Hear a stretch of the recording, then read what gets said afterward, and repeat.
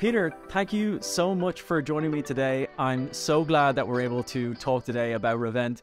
I'm so interested to hear about the product. I can really see that there's a massive opportunity with it from my own personal e-commerce experience. And I know that there's a real demand out there for a product like this. Before we get into that though, I'd love to know more about you and your background. So can you tell us a little bit about yourself? Sure. Great to be here. Thanks, Nick. My name is Peter Wellens. I'm from Belgium. And during my studies, I was lucky enough to receive a limited scholarship to do some classes overseas in Berkeley, California, and that's where I got, let's say, advanced into the world of startups. So when I was studying, this is about 2012. The startup culture in Belgium was very, very, very young, very in its infancy, let's say. So it was something exotic, not something you do. Like you study. I was an engineer, studying as an engineer, and you go work for a big four or a big five company. Maybe some consulting. That was like the dream that was sold, very conservative. But then, I walked around at Berkeley in the campuses at the end of the classes, and everybody there was talking about his or her startup, and it was the rise of Facebook and Twitter and Instagram and all that good stuff. And the possibility opened up for me, like, hey, maybe this is also a road to go to. And I remember very vividly getting back to my last master's year and all of us, interchanging stories about our experiences abroad. And with one of my, dear friends, it just clicked like, yeah, maybe we should start looking into not how we can contribute to existing companies, but maybe put something ourselves into the world. And so when all was said and done, we started a company, completely unprepared, just with our good intentions and like the, let's say the false confidence that you have when you just graduate, like you've conquered that mountain, you feel like you've got it all. And then you go into the real world and you realize like, you know nothing, and, you have to learn everything from scratch. And the first thing we did was we started up a company in the renewables sector. So in the installation of solar panels on roofs, we did operations. We were kind of like the facilitator between the teams like the people going up to the roofs and do the hard work, and the clients. So whether they were corporations of homeowners or companies who wanted then the project to be done. Really exciting and a big learning scope for us. And then, without going too much into detail, one startup followed the other. So that went awry when the subsidy schemes changed with the government. So suddenly the whole market changed, and only big corporations with a lot of cash reserves could, manage to hold on. So we got squeezed out of that. Then we set up a company that bought and sold secondhand cars online, which grew quite successfully. It was backed by a big German company, so we were like the country managers. That's still with the same guy, and I just the entrepreneurial bug had just entered my life, and I know I'm never going to do anything different but setting something myself up. And you alluded to it as a joke, but like building a kind of own empire of my own, something where I can have control over the value that we bring. I ventured into software, where I first met my current co-founder, Alex. So after a couple of projects, I got approached by a tech company that wanted me to come on board as a sales executive. And I wanted a change of pace. Also, my wife, I got married. She really welcomed the fact that I was open to some freelance work after 10 years of crazy startup stuff. The roller coaster, not mine. The roller coaster, yeah. And it was during those freelance assignments, which were typically about 12 to 18 months, where I would focus only on the software, the sales side of software, is where I met some fantastic people. Like the advantage of being a founder is that you get to taste everything in the buffet. You get to do some HR, some sales, some marketing, some product, and you meet all these amazing people and you try to bring them together as a group. But then the amazing thing about freelance is what I learned a couple of years ago is that you really get to go all in on one vertical and really, really dig deep. And so software sales is where I then really started losing my heart. Like, this is something that's amazing. It's very, it's a science and an art combined and all that good stuff. And so my current co-founder, Alex, he was like that, but then for products. So he had the same journey as me.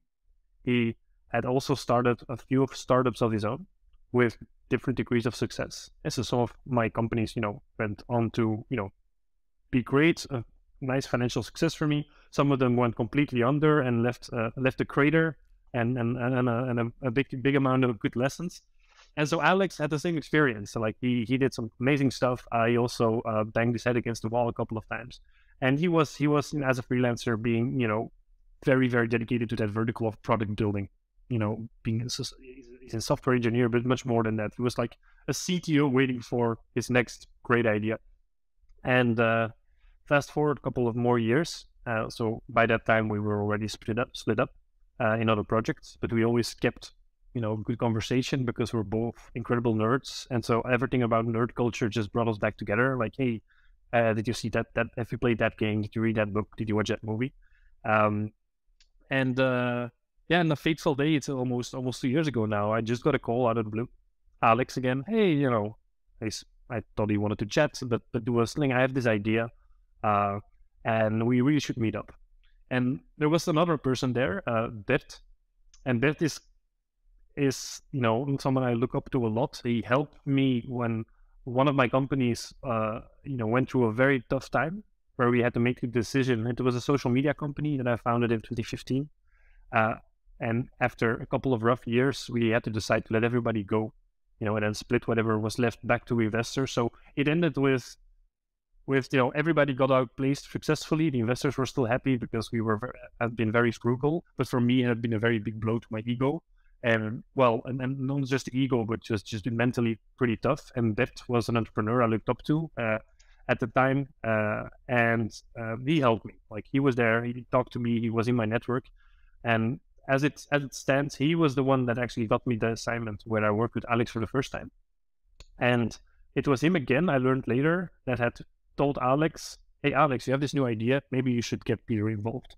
So I met up with Alex, Bert was there as well, and he actually was kind of like a matchmaker. He said, listen, Peter, I know you're enough with software sales. Alex, you have this amazing idea in building a new product for the e-commerce industry. Like, I think if you guys work together, this might really be some fireworks. And then as an exclamation point, he says, I want to be your first investor. So it was almost, the perfect cocktail of what you want. We were both a little bit battle hardened. We knew what we wanted, what we didn't want it. And Bert was there to say, I'm a seed investor. So after convincing my wife, because it was back on the roller coaster, it took a couple of weeks, talking about it. Alex, Bert, and I made a pact saying, okay, we will also put money into it. So I put nearly all of my savings into Revend. Alex also, invested a considerable amount. Our agreement was, let's not make the mistakes that we made as first-time entrepreneurs, which were nearly all connected to product market fit. Before we actually set up the company, let's do a good series of interviews, like open-ended, like non-limiting, like with people who we think have the problem that we see in the market. So we ended up talking to 10 of the biggest e-commerce companies in Belgium, in our home market, and just, laying out some hypotheses and just, prying for, is there something we're building here? And as it stands, almost half of them became our first users. So, and some of them even on the spot said, if you're building what I'm thinking you're building, let's do it. And so, if you don't mind, I'd love to tie in the origin story of what Revend actually is. Please, yeah. So credit where credit is due. This is 100% Alex's idea. So it was his idea, and I was very honored that he came to me when it was just an idea, and then we started building it together. And so Alex, you have to know, I already told you, he's a product guy. He's really love with building good software that just works and solves problems. But he was in a position where he was facing the same problem week after week after week, to the point where he couldn't sleep at night. He was the CTO of a very big e-commerce company in Belgium who did online auctions, but online auctions to the tune of $40,000, $50,000, $60,000 an hour sometimes, at peak moments. So big money, big business, and a big responsibility for him and his team, especially being a CTO.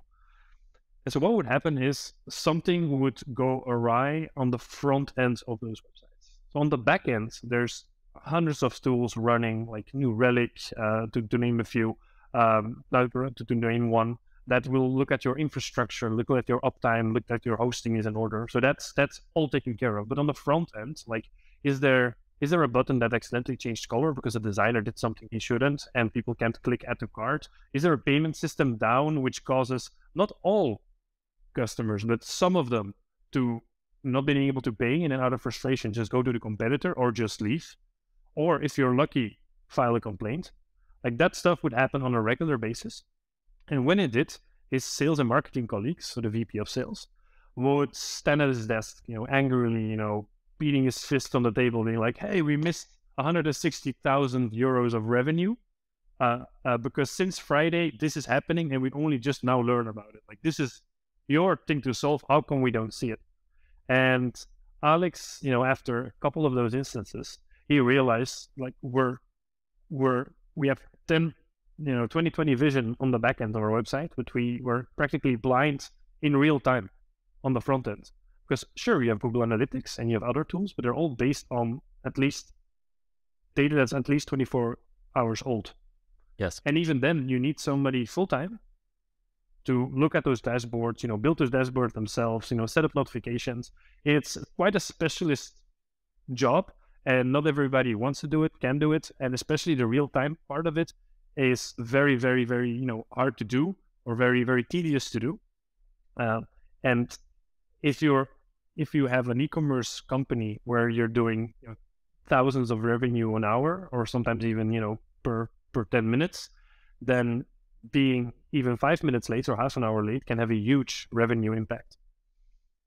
All that to say, this was starting to tarnish his reputation, tarnish his position, and he was like, okay, enough.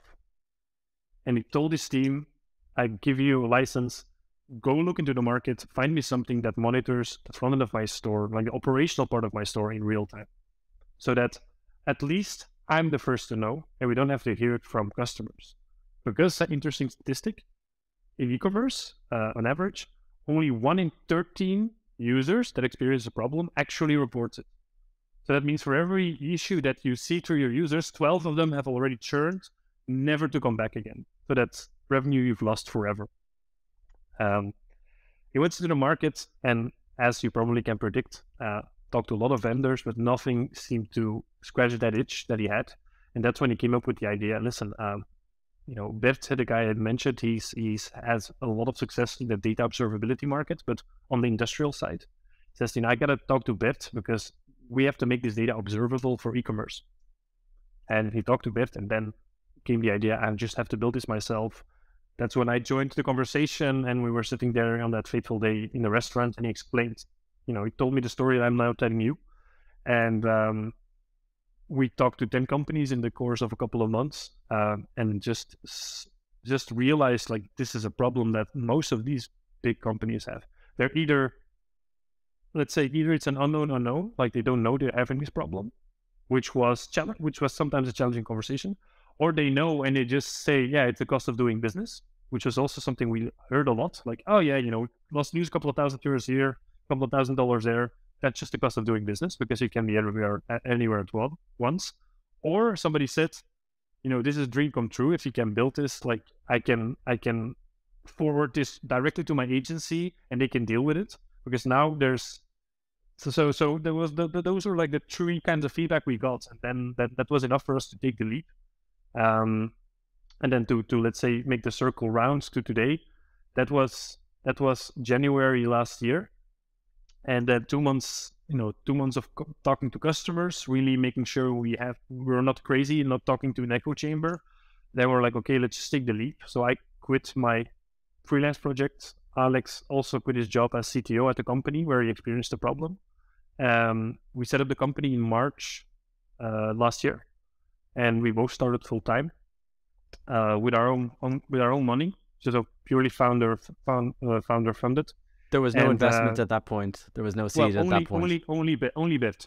So the guy, hey, we joined us together. But he was CEO. He's CEO of Times here, which is a data observability company, but for the industrial sector. So in no way a competitor, but a very, very good advisor to us. It's on all things strategy and also what kind of people do we have to talk to? Like how does data, how is talking to data scientists, data engineers? They're very, there are different breeds. There are people who are very particular and fantastic to talk to, but you have to know what triggers and what doesn't. So it was just the three of us. And then we quickly also got an additional investment from Ateliware. And Ateliware is a company that Alex has a lot of ties with. He's Brazilian, by the way. He's Brazilian now. He's got a Belgian nationality, but he's originally from Brazil. And he has worked a lot with the Brazilian company Ateliware that has a lot of IT talent. They do big scale projects. And interestingly, they built Mindstore, which is the Shopify alternative, but for Brazil. So e-commerce, in e-commerce, they were a very big reference. And because they knew Alex, they were very quick to start taking notice, like, hey, well, what's Alex building there? Who is this Peter guy? Let's have a chat. And they very quickly said, listen, we're interested. If you want, we also would love to, put in an investment, help you guys along, extend the runway a little bit longer while you're testing this. We were very happy to accept because they also gave us access to an enormous pool of talent that already had e-commerce experience. And so those four parties where Alex and I were the ones operational in the company, and then Bert and Ateliware were there to financially and let's say in terms of experience cheer us on. Those were like the first 8 months of the company. And it was at the point where we just got a first prototype in the hands of those first very early believers, with all the issues and all the headaches and all the surprises that brings with it. It was during that time that we started getting pieces of our roadmap, pieces that we thought should be on the roadmap. We started getting those fed back to us. Like the feedback started becoming, like they started confirming what we wanted to build. And that became the self-reinforcing loop that gave Alex and I the confidence to say, okay, this is ready to go one step further. We were being very frugal, and we're still very frugal, but we knew, okay, now we have the confidence to start adding other people to this company, because we now believe we can give them a career here, like not just, hey, it's going to be a couple of months and we'll see. And for that, we decided to start fundraising, and armed with the feedback that we got from our very early users, and also the fact that they wanted to go on record and even take calls from potential investors, that really got us going. And then by the end of December last year, so when the company was about 9 months old, we secured a €1 million investment. So I think, it's about $1 million, with the express intent to cover the next 2 years, where right now we have our first paying customers. But at the time, the goal was to get to product market fit, and we're still not there, but that's what we're doing right now. And also build the team smartly, in a way that is justified by the increase in feature and activity that we're seeing. So then that brings us to today. So now we're the way that we've onboarded customers. So the very early believers, we call them cohort 1. So that's the first cohort of users. They've been with us through thick and thin. They've seen like the ugly first prototypes, and now are seeing in quick succession, like iterations we're building. And we had the second cohort that we were managed to onboard due to all of the PR buzz we got from a fundraise, which was fun. So actually, like some of the very big companies in Belgium that we had been courting, but they didn't give us a time of day because we were the so many startup that asked for their attention. Those started to pay attention to us now that we had some serious investors on board. And so now we're in a luxurious position that with the third cohort that we're onboarding, we can really be very selective. We now know, okay, these are the kind of companies where we add value. These are the kind of companies that we know we can help. And so the e-commerce companies that we're signing on right now are the ones that really have to validate all of the learnings that we have done so far. And a public launch, so a launch where everybody can just sign up, get a free trial, and then continue from then on, is something that we foresee, in the summer of this year. So my CTO has expressly forbidden me to put a timestamp on it because, of course, it's his neck that is sticking out now. But the good thing is that for the companies where we see good fits, we're able to give them like a very generous free trial, and it's a very fun way to build a company. There's so much to unpack there, but I Sure, want to sure. jump into one of the points here, which you're talking about this cohort approach to early customers. Why did you take that approach, and what does that kind of cohort structure look like? For example, if I'm in cohort 1, is my experience of the product, and we'll get on to what the product is like as well, but is my experience of the product very different to somebody who's in cohort 2, etc.? Right. Yes, the experience is different, like on a number of levels. So the first level, like very obviously, is the earlier the cohort, the rawer the version of the product they got, but we offset that with giving them a much longer free trial. So they have also the earlier the cohort, the more we ask for feedback moments. Like some of the first cohort companies, but now it has simmered down a bit, but we would be speaking with them on a weekly basis. We'd be like, the pitch would be cohort 1 is, and listen, you get 6 to 9 months free trial, which is enormous. You get a price that's super, super low because you're, the first one to believe in us. But in exchange, we're going to be asking, a lot of your time and jump on calls with us. So they were hyper motivated, but they also get a lot in return. So that was experience for one. The second cohort, we know a little bit better, okay, what works, what doesn't. So we could afford to be a little bit more limiting in our trial that we gave. This was also the time that we started talking to investors. So they also got a little bit nervous about us, handing out free trials right and left. So what the result of that was, they got a better product, but the conditions were a little bit more conservative. So now it's 3 to 6 month free trial, and we only ask to have a chat with you once every 3 to 4 weeks. And so now the third cohort is the free trials are even shorter. It's about it's actually 1 month of building the model and then 3 months. So it's no 3 to 6 months more. It's 4 months in total. But you get a product that's much more advanced already. So like I said, some people have already converted to paying customers, and the feedback sessions are now max once a month or ad hoc, so they get access to a customer support channel on Slack. So it's a lot more professionalized, whereas some of the people that were in a very first cohort, they have that kind of relationship where they can call me at any time. It's really, it's almost like they're marketing customers in a way. Like they have paid us with marketing, so we give them a lot of leniency in terms of their financial commitments towards us. Whereas later cohorts, we can afford to be a little bit more formal about it in a way. So I know it's, maybe I didn't unpack it in the most clear way, but to summarize, it's the earlier the cohort, the more there's like a personal connection, which is offset by the fact that they took a lot more risk in trying it in a very early stage. No, that makes a lot of sense. So getting on to the product itself now, what can somebody who's signing up to, let's say, the third cohort, what can they expect when they sign up?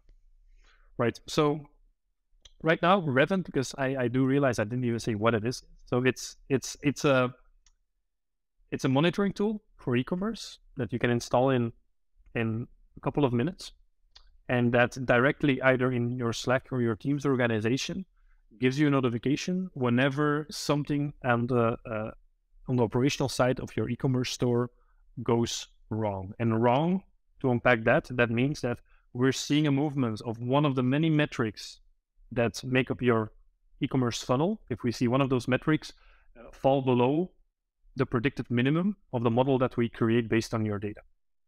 And we do that in real time. So as little as every 5 minute increments, we keep track of your data. As a metaphor, we've been compared to like a guard dog or a smoke alarm for your online store. We're not the completely horizontal tool that's going to tell you up to attribution level, like, hey, these are the 10 things you have to do, and we think this is no. But we are the smoke alarm that is going to be the first thing to notify you when your add to carts that are supposed to be at 50 are now at 5, or when your add to carts or when your payment page or your product clicks, that's a recent example we had. If you're expecting them to go to 400 because you're doing an ad campaign, and they drop to 45. We're going to say, hey, this is happening, Nick, for the past 20 minutes. You should take a look at this. So what somebody can expect when they sign up is we have a very short chat with them just to say, okay, why are you interested? Like, is the fit there? Like, are we not wasting your time? And then we just have to know, are you a Slack or a Teams organization? And if you install it, it takes 5 minutes. We don't use a cookie. It goes, we don't use cookies. We don't slow your website down. And then once the tracking is set, it takes about 3 to 4 weeks for us to just ingest your data, and it's purely 100% safe, GDPR checked, all that good stuff. Our legal team has had a blast, and now we can finally afford to pay their invoice. So the first 3 to 4 weeks, we create your model, so that's completely passive. You don't have to do anything, and then after those 4 weeks, you start getting the notifications when something goes wrong. And what we've seen now, what we've learned, is that in the first couple of weeks, you might get some more notifications where there's false positives, where we catch something or like, oh, is this an issue? And then you have the opportunity to say, yes, this was an issue, great, please give me more, or no, this wasn't an issue at all, you can ignore this in the future. And the more you do that, the more our model, auto-corrects itself, and every Revend account or every Revend model becomes a model that's completely tailored to your e-commerce store. And that's when we're seeing, like, for some of our customers now, they would have 1 or 2 notifications a week, but it's always something that requires their attention. And that's exactly where we want to be. We want to make sure that e-commerce operators can sleep a little bit better at night, knowing, okay, Revend's out there 24/7 checking things, and if there's something, I'll get a notification. We're also now working on a feature where for notifications of a certain severity, you can get a text message or even a call. Because we had one instance where, it was Saturday at 9 p.m. and the person who would get our messages, was at a restaurant, and he luckily had his phone with him, and he had then the Slack notifications coming on his home screen. So when we sent a message, he could act immediately, and he said, if my wife had asked me to, leave my cell phone off the table, they might have missed over 100,000 euros worth of revenue. So I was like, damn, that made us think, like, we got lucky, like, we did our job, but how can we help even better? That's maybe by having some kind of SLA where we say, okay, above this threshold, you're going to get a call, and, we can call you in the middle of the night or not. So long story for a short question, like, if you're in the 3rd cohort, you can expect to get access to that for at least 4 months. And afterwards, you can, there's no credit card required. Only thing we ask you is, like I said, we'd ask for 1 or 2 sessions of 20 minutes where we have a chat and just know, like, hey, is this working for you? Are you getting any value out of this? Which helps us fine tune and smooth out some of the rough edges before we launch publicly and open the floodgate, so to speak. So we have a waiting list now of about 150 companies, which it's amazing. Very happy about that. But with this cohort approach, that's also an advantage. We can be quite picky because we obviously want to choose those companies where we feel, okay, they have a heart for e-commerce. They're primarily D2C focused, and we take all shapes and sizes. But if you have at least 100 transactions a day, that's when we start seeing the model become very valuable. If you're below that, it's harder for us to create a model. And if you have 5 transactions a day and the next day you have 10, then those are incredible increases in terms of percentages. And because we build a statistical AI model, that can go a little bit crazy with low numbers. But once you are let's say 100 transactions a day and up to 10,000 transactions a day or more, then the modeling that we do can really provide value and give you that 24/7 watchdog experience. For a Revend customer, they're basically, it's being integrated with Slack, it's being integrated with Teams. Do customers also have access to any sort of panel or dashboard where they're able to set limits or ingest, select the data sources for ingestion into the data model, or how does that work? Well, you're doing exactly what we love. Like, you're feeding our roadmap back to us. So At the time, the dashboard now is in beta, so a number of our users are testing it, and that simply gives you the opportunity to observe what kind of model we've built. So the upper bound, lower bound, and where the actuals were, and when we have notified you, like historically. So that's not released to everybody yet, but I think by the time somebody watches this and see this, you can safely assume that the dashboard will probably already be there. I hope my CTO won't kill me for saying that. In terms of controlling the data ingestion points and setting your own thresholds and own limits, that's something that's also on the roadmap. That's one of the feedback points we got from the most. Like, people want to set their own sensitivities and their own warm-up time. And with warm-up time, I mean, how long does something have to be problematic before you get a notification? And we see, like, for bigger stores, they want to know something the minute it goes wrong, because a minute can mean hundreds or thousands of revenue. And for, let's say, scale-ups and up-and-coming stores, they have told me, something can go wrong for half an hour before it really becomes a problem. Because if it's less than a half an hour, we probably catch it ourselves, because they're so lean and mean and they have such good overview. So to answer your question, if somebody signs up today, which is like the 15th of February, and the dashboard is not yet integrated into the product as is, but you can become a beta user if it's something that you require in order to start a trial.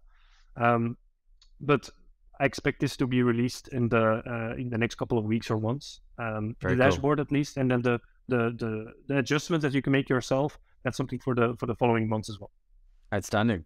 So for the company, you were mentioning the different kinds of companies that are using Revend, and you've got smaller e-commerce players, you've got very large e-commerce players. Who are the users who are using it? Who are the consumers of the product? Yeah. Well, that was something that we had a lot of hypotheses about. And so we tested it by splitting up our outreach list into 3 personas that we thought would be the users. So we thought, listen, we're going to talk to CEOs and owners of e-commerce companies. That's the first group. And our hypothesis there was that either want to know it themselves, like where are we losing revenue, where are we, potentially losing customers, and they might then delegate it or give it to the people in their company that they see fit. The second group was marketeers, digital marketeers, but in particular performance marketeers, and that's because it's a job title that a lot of people in Europe and also in the States we see use, and it really encapsulates those people that have both a good eye for marketing, like copy and creative, but also a very deeply analytical mindset. Because the performance part is, they know how to run experiments, they know how to work in analytics, they, know how to interpret data, they don't run away from a spreadsheet. So that was the second group, and this was really on the operational level, on the operator level. And then the third group, which was kind of our dark horse, was the head of data or head of analytics. So the pure play analytical people, because we thought, like, in some of these companies, our hypothesis was they might be the people who get brought in when an issue is spotted. Like, you see, you're a marketeer, you see an issue, and you think, listen, I've got to work on this campaign. I really can't be bothered diving into this because I'm simply have too much on my plate. Sharon from data, she'll probably handle it, so I'll forward this to her. So we thought maybe we can shortcut that by also taking that persona. So we took quite a scientific approach to it. We did outreach to all 3 of the personas. And as a result, what we saw is that we're able to really work well with the head of data persona for now. That was a surprise because for us it was the dark horse. Simply because of their analytical mindset, and they also are very appreciative of the fact that most of the issues that get notified or get remarked by Revend are issues they can handle, but they are able to then say, oh, this is not my problem, and they can safely give it back to other colleagues, whereas normally it's the other way around. Normally they get a lot of issues, and then they have to say, okay, no, this is not something for me, this is a false positive, this is a non-issue. So we're taking work off of their plate by giving it to them directly, and they can do the filtering instantly without them being bothered by other colleagues and making them feel like they're not good co-workers. For the marketeers, we've had some interesting results, but I'm going to be honest there. We we feel like the dashboard and the reporting features that you mentioned earlier that are now in beta and are working will really need them to give value to the marketeers, because they're often already pretty well versed in everything they have to do a great job, but they're mostly interested in looking at their performance historically, even if it's just a day back or a week back, and then creating insights based of that, and also reporting to their superiors or to the other teams. And right now, the real-time aspect of Revend is something they enjoy, but it doesn't translate in them it doesn't translate in impacting their day-to-day. So the reporting really is going to help with that, or the dashboard. And then the first group, the CEOs, the founders, they've been extremely helpful, but mostly from the point of delegating it quickly. So they've been a good gateway to then either the head of marketing or the head of data. But as a user themselves, they've mostly CEOs and co-founders of smaller companies, up-and-coming companies, really startups, have responded and used it. But there we had the problem that if they're really, really small in terms of transactions, the model didn't really work. So as a target group for us, they're most relevant when they're CEOs or co-founders of a pretty big e-commerce or like already pretty established e-commerce company, because then they get us to the right person and there we add value. Whereas for a smaller e-commerce company, again, we are thinking about how we can add value there, but with the current product, like the real-time monitoring, it's a little, it's right now a little bit dependent on how much transactions you have. I see. When it comes to your team now, you're talking about how you're now able to bring people into the company. How big is your team now? Right now, we have yesterday updated our Teams page. So I noticed by heart. 1, 2, 3, 4. Yeah, so it's me, and then it's my CTO Alex, and we have 4 people on board now, with the 5th coming. So in total, it's 6, going on to 7. So yeah, it's a big change from the 2 of us last year. And with Atelier, you mentioned that they bring a lot to the table based on all that they're doing in Brazil. They've got the Shopify for Brazil. Do they assist with product development, or what's their involvement in the product and the company? They, as an investor, they are included in all of the feedback and advisory sessions we have with our board of directors and also with our investor committee. So that's one. So that they give strategic feedback on that level based on their market expertise. On a product level, they have like a big talent pool. They have a lot of people working on projects, and so some of the people on our team come from their pool. So they work, they're Revend employees. They work on us, but they've helped and facilitated enormously in shortening that recruitment process for us, which is right now, I can only speak for Belgium, of course, but it's hard. It's very, very hard to find great people. Like there's a lot of great people out there, but they're very well taken care of. They have excellent jobs. So, and the people we want, we often have to steal away, which is not it's not my favorite thing to do. Like I love everybody who works with us, and I'm very happy that they're on board. But the fact that through Atelier, where we have a pipeline, like a very, very productive pipeline of talent that we can also source, that's been very invaluable. And that's been their most major contribution so far.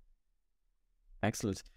So then you're talking about stealing talent, and you're trying to get people from all these big talent magnets that are out there, and I'm sure we could name them, but we won't here.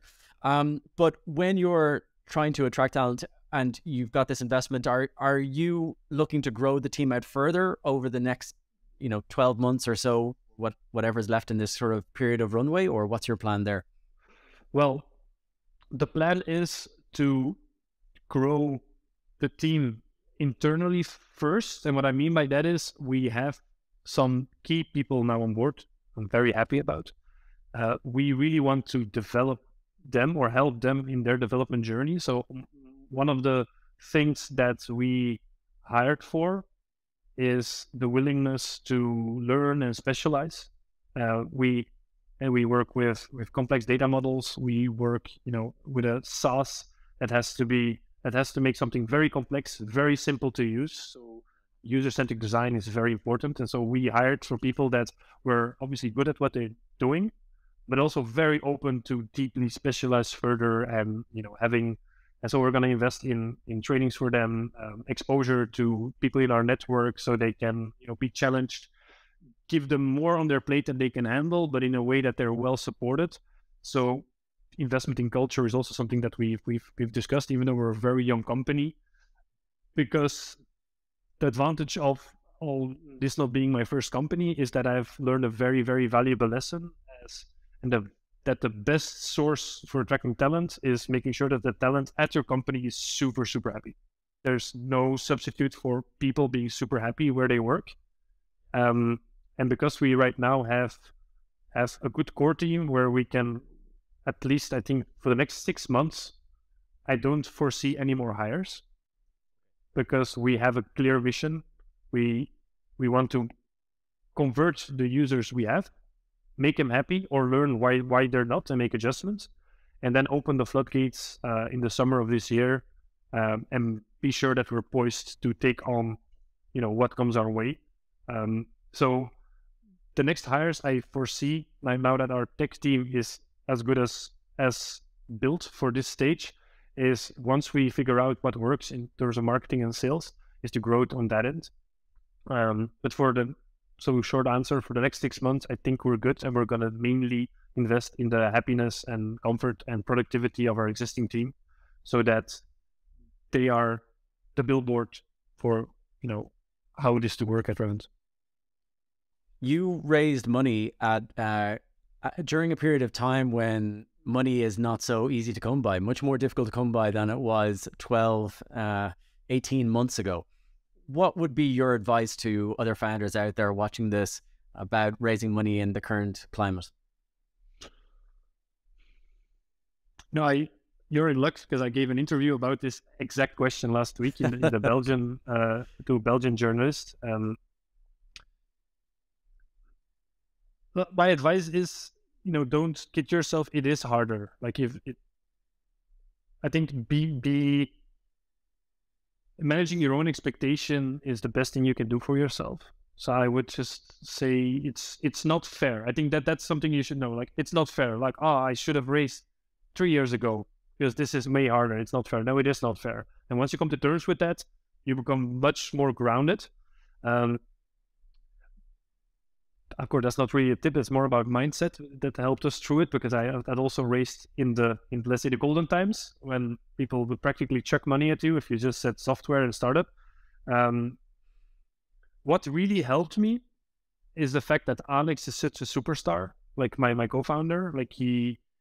It's a tough lesson to learn, but obviously every company I think merits, there's a lot of great single founder companies there, but having a founder team has helped us a lot because Alex and I are very complementary.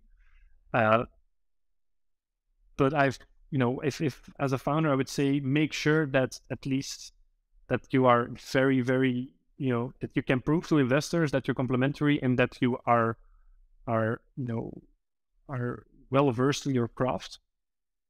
Be honest and straightforward about that. And then it's all about validation outside of the company. That has been 99% of why we were able to raise money, I think. It's not about me telling them how great Revend is, or not even telling Alex's backstory, even though that was great for setting up the conversation. It was then those slides that I had about, okay, and this is the CEO of that company who wants to try it, and this is a letter of intent. These are our user numbers. And this is we're not crazy. The market actually wants that. And every bit of information or every bit of proof that you can foster there gives investors, who are now much more careful, and rightly so, it gives them a reason to say, hey, this money is going to make more money because obviously there's a demand. Obviously there's a problem there. And that ties into, I think, the third tip I would give is be prepared to be very frugal and be proactive about your frugality. In this time, it's hard to raise money because people find it hard to give money to a project and then potentially losing it all, which happens all the time in startups. And the chance of success are very low. which is, so if you can say, listen, we're going to be frugal until we get to that point where we know we've built something people want to pay for, and then we're going to spend what we earn and not just spend the money you've given us. That's been very instrumental, I think, also in making us an attractive investment. So Alex and I, we pay ourselves a salary. So it's not that like we're frugal when my kids can't eat. That's not the kind of frugality I'm talking about, but it's about not having the most flashy office from day one, not spending a fortune on new gadgets and new materials if your old laptop still does its job. Like I'm working on a 2015 laptop. Sometimes I curse at it, sometimes I want to throw it out of the window, but it's fine 99% of the time. It's about making, like being a little bit Scroogey about every dollar you spend, until you know that every dollar you spend brings in 3 more. And that also ties back to what I told you about team. So obviously it's inspired because we want to make our people better, but it's also because we have that frugal mindset. Like I could hire some people for marketing and sales and make my life a lot easier, but it's a gamble right now because we haven't unlocked that magic formula where we know this is exactly the person we want to help. So to sum up, change your mindset. It's going to be hard, and it's good that you know that. Make sure you have validation outside of the market. Be frugal, or at least tell people how you're going to spend their money. Be careful with the money. And then I think the 4th point I made was, if your team is complementary, that's something that investors, in my opinion, love to see now, because they say that they're risk investors, but they want to de-risk as much as possible. And if they see, okay, this person really loves sales, this person really loves product, and they have a track record to prove it, great. And if you don't have a track record to prove it, if you're a first-time founder, it might be a little bit harder now. I think even harder than what we have gone through. But then the validation from the market part should be your main concern. That's excellent advice. Thanks so much for sharing that with the audience. My pleasure. We're coming towards the end of the interview, but before we go there, we talked before the call about maybe a special offer for viewers of the show, and what maybe you could offer them. Sure. I would offer to anybody who's listened to this thus far, so thank you so much, that if you feel like Revend is a fit for your company or for someone you know, just go to our website, Revend.ai, and there's a contact page there where you can book a call with me, or a form that you can fill in, and just mention that you heard about Revend on this podcast. So mention Nick Hynes or podcast, the Startup Scout, and then I'll get you to the front of the line. Like I'm not trying to be bigger than I am. Like it's not like I'm drowning in requests, but there is a 160 company waiting list. We get, I think, 5 to 10 requests a day, and I sift through them to see, okay, who are we going to allow in our cohort? But if you have listened this far, and you still think there's a fit, then I'd consider you pre-qualified. Just put you ahead of the list, and then we can very quickly, like in a couple of minutes, decide, if you're eligible for the 4-month free trial, which I then happily will set up with you. So that's my offer for you, and I hope to be able to help you or someone else with that. Peter, I think that's an extremely generous offer. You've obviously got a lot on your plate, and with that sort of waiting list of people to speak with you and try out the product, I think that's extremely generous. So thank you so much. My pleasure. So yes, that just about, I suppose, brings us towards the end of the interview, of the chat. So with that, I'd just like to say thank you so much. Thanks so much for taking the time out to chat to us, talking about your product, talking about, solving a really major problem, saving companies hundreds of thousands, possibly millions one day in potentially lost revenue. You're obviously doing something pretty significant in the space, and I'm really excited to see where you guys go next. So I just like to say thank you very much. My pleasure, Vic.